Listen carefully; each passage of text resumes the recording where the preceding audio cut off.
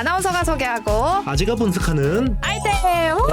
대표님 안녕하세요. 안녕하세요. 요즘 좋은 소식이 있습니다. 반도체가 좀 뭔가 살아나고 있는 듯한 느낌이 들거든요. 네네. 최근에 외국인이 반도체 섹터를 계속해서 사들이면서 뭐 오늘 녹화 기준으로 어제는 외국인이 삼성전자를 뭐 7천억 원 가까이 사들이면서 뭔가 반도체 업황 살아나고 있는 것 같다 이런 느낌이 드는데 최근에 또 챗 GPT가 또 열풍이 돌고 있잖아요. 네네. 마이크로소프트 MS에서 뭐 챗 GPT를 개발한 오픈 AI 뭐 기업에다가 투자한다는 소식이 들리면서 네네. 뭐 국내에서도 챗 GPT 수혜주 찾기 열풍이 돌고 있습니다. 네네. 제가 궁금한 게 챗 GPT 저는 사실 네네. 처음 들어봤거든요. 네네. 무슨 의미인가요? 어렵게 이야기하면 뭐 G는 뭐 제너러티브, 뭐 영어가 P는 나오네요. 프리 트레인드, 네.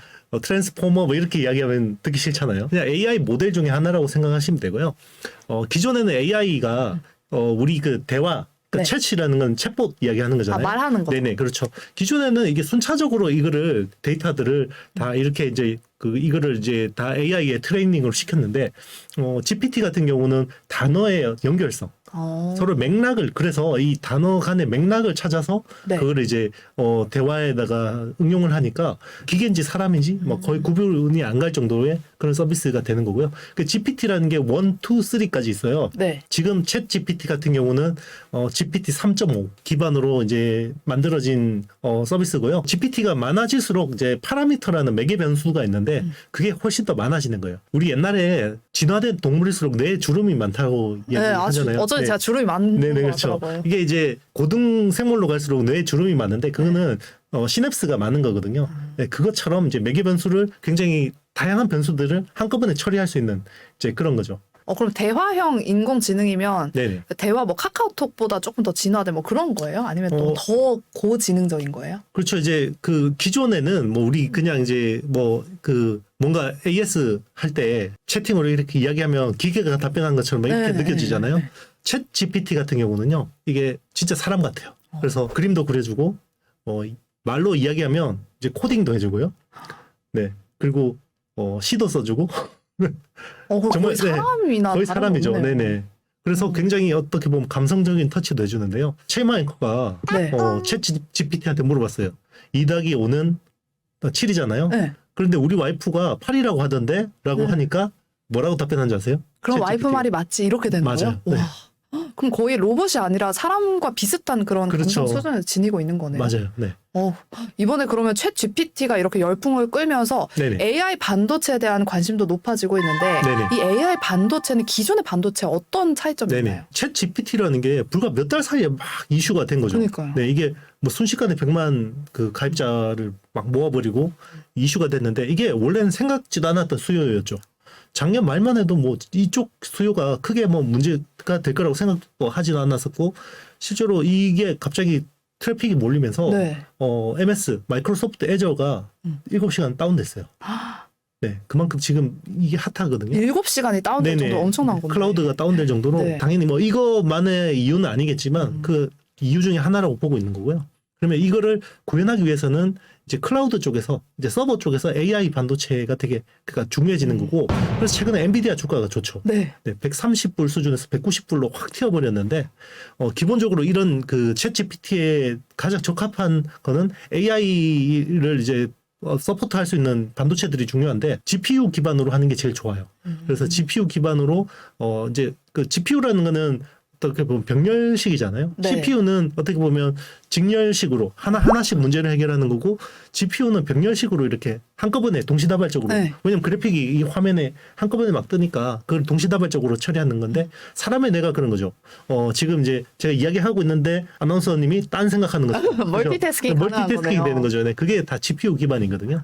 그래서 사람의 뇌하고 가장 비슷한 거는 GPU 기반으로 하는 게 제일 좋은 거고 그게 이제 알파고 사태 이후로 AI 연구가 CPU 기반에서 GPU로 확 전환이 되기 시작했고 그 이후로는 GPU보다 좀 더 AI에 적합한 NPU라는 부분이 이제 Neural Process Unit이라고 해서 기존에 CPU가 있고 GPU가 있고 이제 NPU라는 새로운 프로세싱 이 AI에 최적화된 NPU가 이제 또 개발되기 시작했고 사람의 뇌를 모방한 거잖아요. 이 AI 반도체라는 거는. 근데 컴퓨터라는 거는 제가 저번에 이야기했지만 폰 노이만 구조로 인해서 CPU 그러니까 프로세서가 있고 이거를 이제 데이터를 SSD에서 땡겨오는데 병목이 생기죠. 네. 그래서 이거를 버퍼를 만들어주기 위해서 D램이라는 것들을 가운데 갖다 놓고 이게 AI엔 적합하지 않은 거예요. 기존의 컴퓨터한테는 적합한데 그러면 AI 처리를 하려면 가장 좋은 거는 동시다발적으로 굉장히 어떤 매개 변수가 많기 때문에 이제 그런 것들을 처리해 줄 수 있는 게 중요한데 가장 좋은 거는 프로세서하고 메모리가 한 개면 좋아요. 사람이 내처럼. 네. 사람이 내는 프로세서하고 메모리가 한 개인데 근데 당장 그게 안 되니까 일단은 프로세서하고 메모리를 최대한 가까이 붙여 놓거나 원 패키징 해버리는 거죠. 그러면 결국 그거를 후공정 기술로 커버를 해줄 수밖에 없는 거죠. 그래서 항상 제가 AI 이야기하면서 후공정, 첨단 후공정 쪽을 주목해라라고 이야기하는 이유가 거기 있는 겁니다. 그럼 말씀해 주셨다시피 AI 반도체 수요가 폭증하고 있다. 뭐 네네. 7시간 동안 서버가 다운될 정도로 엄청난 수요가 폭증되고 있는 것 같은데 네네. AI 반도체 또 시장성 이게 또 네네. 돈이 될지 이것도 중요하잖아요. 네. 어떻게 보실까요? 지금 GPT라는 이 트렌드 자체가 제대로 탔거든요. 그러면 MS가 오픈 AI, 그 챗 GPT를 개발하는 오픈 AI에다가 120조를 투자하기로 했어요. 1,000억 달러. 네. 120조요. 네, 120조를 투자하기로 했고 그러면 구글 람다는 가만히 있어야 되겠어요? 아, 또 투자해야죠. 그렇죠. 구글 이게 나중에 뭐 구글 이제 검색 안 하고 다 언어로 기반으로 해버리면 구글은 또 밀리는 거거든요. 그럼 구글도 람다 같은 이런 AI에다가 그 계속 투자를 할 수밖에 없는 거고 그럼 메타는 가만히 있겠어요? 또 경쟁을 하겠네요. 맞아요. 네. 빅테크 업체들이 이제는 GPT 기반으로 해서 계속해서 이 서비스들을 고안할 수밖에 없고요. 그럼 그걸 하려면 결국 서버 단에서 다 백업이 돼야 되는 거고 그게 결국 엔비디아 GPU 수요를 촉발시키는 거고요. 그리고 엔비디아 AI GPU에 같이 따라가는 게 있어요. 우리는 SK 하이닉스의 하이 밴드위스 메모리라는 네. 고용량 고성능 D램이에요. 네. 이렇게 하이닉스만 가지고 있는 거예요? 아니에요. SK 하이닉스도 하고 이제 삼성전자도 하고 마이크론도 하는데 네. SK 하이닉스가 엔비디아하고 딱 붙어서 많이 했어요. 협력사구나. 거의. 맞습니다. 그래서 엔비디아 그 H100이나 A100 같은 이런 AI용 GPU에 맞춰서 HBM3라는 것들을 거의 처음부터 설계 단계부터 플랫폼화 시켜버린 거죠. 근데 글로벌 기업들은 이렇게 뭐 네. 너나 할 것 없이 뛰어들 것 같은데 삼성전자나 SK 하이닉스는 AI 반도체에 대한 이야기가 좀 잠잠하거든요. 네네. 이 두 기업은 이 반도체 트렌드, AI 반도체 트렌드에 어떻게 대응하고 있을까요? 일단 GPU로 놓고 보면 세계 탑이 엔비디아잖아요. 네. 그죠? 지금 엔비디아의 GPU 시장을 먹으려고 덤벼드는 회사가 AMD 그리고 인텔. 근데 인텔은 뭐 이제 시작이니까 그냥 거의 뭐 배제해두고 AMD가 지금 삼성하고 붙었어요. 그래서 AMD의 그 GPU하고 삼성의 PIM이라는 게 있어요. Process in Memory. 제가 이야기했잖아요. 프로세서하고 메모리가 같이 있으면 좋은 건데, 네. 그거를 원 패키지로 한 게 PIM이라는 Process in Memory거든요. 그거를 AMD하고 같이 개발 중이에요. 기존의 D램 대신에 PIM을 썼을 경우에 이게 성능이 2배가 좋아지는데 전력 소모는 50% 감소되는 효과가 나타났어요. 그래서 앞으로 AI 반도체 시장이 커지면 AMD하고 같이 이렇게 삼성이 같이 갈 수 있는 거죠. 여러분들 핌 한번 꼭 주목하시면서 공부해 보시기 바랍니다. 그렇다면 이제 요즘 HBM 메모리라는 네네. 이런 네네. 기사를 좀 많이 봤는데 전 사실 네네. HBM 메모리도 처음 들어봤거든요. 네네. 이 HBM 메모리가 무엇인가요? D램하고 낸드 플래시 설명할 때 낸드 플래시는 셀을 수직으로 쌓아서 아파트처럼 만든다고 했잖아요. 네. D램은 아직까지 수직으로 못 쌓아요. 3D 구조가 안 되거든요. 이제 향후에는 그렇게 갈 수 있는데 단층 집을 만들어서 단층 집을 수직으로 이제 이렇게 칩끼리 쌓아서 네. 칩끼리 쌓아서 이제 거기 구멍을 뚫어요. TSV라는 실리콘 관통 전극이라는 TSV를 뚫어서 칩 투 칩 커뮤니케이션. 묶어버리는 거예요? 네, 맞습니다. 네, 그렇게 이제 대역 폭을 굉장히 넓혀주는 거예요. 제가 프로세싱 하는데 우리 아나운서님이 D램이라고 했잖아요. 아나운서님 같은 분을 묶어서 한 5명을 갖다 놓는 거죠. 난리 났네요. 네, 그러면 바로바로 그러면 프로세서 성능이 좋을수록 D램이 훨씬 더 빨리빨리 대응해 줄 수 있는 거죠. 속도를 훨씬 높일 수 있는 그런 기술이라고 보시면 되고요. 원래 뭐 HBM이라는 게 나온 지 그 어떤 기술 컨셉이 나온 거는 굉장히 오래됐어요. 한 2008년부터 이제 이런 AMD가 이 기술에 대한 컨셉을 내놨는데 못했죠. 너무 어려워서. 네. 기술이 그만큼 안 네, 따라주니까요. 이게 패키징 기술이 너무 어려운 거예요. 그래서 이걸 못 하고 있다가 이게 이제 거의 뭐 10몇 년간의 연구 개발을 거쳐서 이제 막 본격적으로 AI 반도체 시대가 오면서 상용화가 되고 있는 거죠. 그럼 HBM 메모리도 이제 뭔가 초입 단계에 있는 것 같은데 이거에 좀 수혜를 입을 수 네. 있을 만한 기업들은 어디가 있는지 좀 네네. 찾아봐 주실게요. D램 칩에다가 구멍을 뚫어야 되겠죠. 뚫는 기업도 네네. 또 있어요. 그 뚫는 거는 글로벌 업체가 해요. 랩리서치라는 식각 업체가 해요. 네. 네, 그런 걸 하는데 이거를 구멍을 뚫어서 구리를 채워서 이렇게 붙여줘야겠죠. 그걸 이제 열 압착이라고 해서 본딩이라고 하거든요.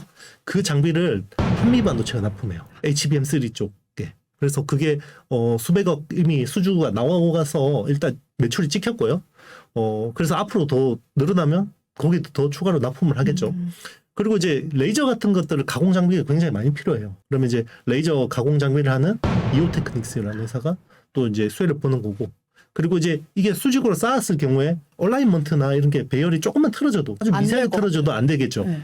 그런 것들을 이제 검사를 해야 돼요. 비전 검사를 해야 되는데 그 줌을 당겨서 검사를 하겠죠. 엄청나게 현미경처럼. 네. 그런 것들을 하는 게 인텍 플러스라는 회사가 3D AOI 장비를 이런 쪽으로 합니다. 한미 반도체랑 이오테크닉스 그리고 인텍플러스 이렇게 세 가지 기업을 말씀해 주셨는데 네네. 한미 반도체 하면 우리 아이템 구독자분들께 정말 애증의 기업이라고들 하잖아요. 네네. 최근 한 증권사에서 AI 반도체 수혜 기업 탑픽 종목으로 이 한미 반도체를 네네. 꼽았거든요. 네네. 어떤 이유에서 수혜를 받을 수 있을 거라고 생각을 하는 걸까요?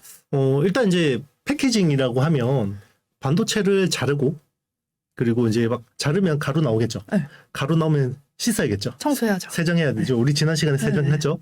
세정해야겠죠. 그리고 말려야겠죠. 네. 건조해야겠죠. 그리고 붙여야겠죠. 검사해야겠죠. 이런 것들을 다 일관. 그러니까 하나씩이 아니라 이거를 인라인으로 하는 장비가 MSVP라는 거예요. MSVP요? 네. 마이크로소 비전 플레이스먼트. 그래서 장비가 한 덩어리로 들어가요. 그게 이제 MSVP라는 거고 한 개 라인이 보통 한 30억. 비쌀 것 같아요. 굉장히 비싸요. 네, 그 시장의 90%를 한미반도체가 장악하고 있어요. 그러니까 그 분야에서 독점 회사인 거죠. 역시. 독점하니까 영업이익률이 30% 후반대가 나오는 거죠. 그러니까 네. 뭐 기술력 하나, 장비 좋은 거 하나만 제대로 발명하면 그렇죠. 진짜 평생 먹고 사는 데는 맞습니다. 문제가 없네요. 그렇죠. 그게 이제 기존에는 반도체 패키징 쪽만 했었는데 이제는 이게 PCB 위에다가 이런 패키징을 하기도 하지만 그냥 테이프 소재의 그 기판도 필요하고 최근에 그리고 이제 어플라이드 머티리얼즈가 SK 넥실리스라는 유리 기판 업체에다가 투자를 했거든요. 그러니까 지금 PCB는 그 고분자잖아요. 네. 플라스틱인데 이거를 유리 기반으로도 하려고 하고 있고요. 이거를 실리콘 기반으로 해서 우리 XR 같은 데는 워낙 이제 그 화소가 높아져야 되니까 좀 어렵죠. 이해하고 네, 있어요. 이렇게 GPU로 이렇게 딴 생각도 네. 하고 하는 건데 그런 것들이 이제 기판 소재가 바뀔수록 또 장비가 더 고도화돼야 되는 거죠. 그런 것들도 이제 아마 한미 반도체가 확장성이 있다. 뭐 지금 당장 하는 건 아니지만 향후에 어떤 기대감이 있는 거죠. 그런 부분. 네. 그럼 한미 반도체에 이어서 이번에는 네. 이오테크닉스 네. 반도체 마킹을 하는 후공정 네네. 업체잖아요. 네네. 이오테크닉스에 관심을 가지는 이유는 뭘까요? 일단 이제 그 마커를 하잖아요. 네. 마커를 하는데 기존에는 칩 하나를 PCB 위에다가 올렸잖아요. 그런데 이제 멀티 타일 구조라고 해서 타일처럼 칩을 여러 개를 올리죠. 그럼 마커를 몇 개를 해야겠어요? 여러 개. 그렇죠. 그럼 마커 수요가 늘죠. 네. 그리고 이제 반도체 웨이퍼에도 구멍을 뚫어야 되는데 반도체 웨이퍼 구멍을 뚫을 때는 식각을 써요. 그런데 PCB에다가 미세 드릴을 뚫을 때는 레이저로 뚫거든요. 이제 그런 쪽은 플립칩 BGA 쪽으로 이제 납품이 되는 거죠. 플립칩 BGA를 만들 때 이제 미세 드릴을 써야 되는데 그런 쪽으로 이제 미세 드릴이 납품이 되는 거고 그리고 이제 그 반도체 웨이퍼를 수직으로 쌓으려면 기존에 한 700 마이크로미터 정도의 두께가 되는데 이걸 그라인더로 굉장히 얇게 갈아야 돼요. 그래서 이 두꺼운 웨이퍼가 얇아지면 네. 잘 깨지겠죠. 네. 네, 진짜 칼을 갖다 대면 비스켓처럼 쪼개져요. 그러면 이걸 잘 자를 수 있도록 레이저로 잘 잘라야 되거든요. 네, 그런 자르는 장비들. 네, 그런 것들도 이제 레이저로 향후 이제 많이 해야 되거든요. 그러면 이오테크닉스가 또 수혜를 보게 되는 거죠. 여러분들 한미 반도체에 이어서 이오테크닉스까지 한번 잘 주가 한번 눈여겨 보시고요. 그럼 마지막으로 인텍플러스도 한번 보겠습니다. 인텍플러스가 최근에 주가가 좀 많이 상승을 했더라고요. 네네. 앞으로 이 상승 탄력을 조금 계속해서 가져갈 수 있을까요? 어떻게 보실까요? 인텍 플러스 같은 경우는 이제 3D AOI라고 하거든요. 이 AOI라는 거는 비전 검사를 가지고 실장 검사기라고 하는데 뭐 이렇게 이제 뭐 위에서 배열이라든지 이런 것들이 회로가 정확하게 딱딱딱 돼야 되는데 옛날에는 살짝 틀어져 있어도 되는데 이제는 워낙 선단 공정 자체가 좁으니까 조금만 틀어져도 불량이 되거든요. 이제 그런 것들을 검사를 하는 건데 고영리라는 회사가 3D 검사 장비 쪽은 세계 제일이에요. 국내에서 고영 테크놀로지라는 회사가 제일 잘하는데 다만 반도체 쪽에서는 인텍플러스가 더 잘해요. 네. 그 자동차 전장이라든지 서버라든지 스마트폰이라든지 이런 쪽은 고영이 잘하는데 맞아요. 항상 네. 자동차 이야기할 때 네, 고영이 나오긴 맞습니다. 하더라고요. 그런데 그 외 반도체 쪽에 특화돼서 하는 거는 인텍플러스가 잘해요. 그래서 이거를 기반으로 해서 2차 전지 쪽 검사 장비 그리고 플립칩 BGA 쪽 검사 장비 뭐 이런 쪽으로 계속 확장을 하고 있는 거죠. 이번에는 어쨌든 AI 반도체가 뜨면 결국 후공정 쪽에 고도화가 필요할 수밖에 없는데 거기서 이제 주목할 세계 회사는 그 정도가 유력하다고 보고 있습니다.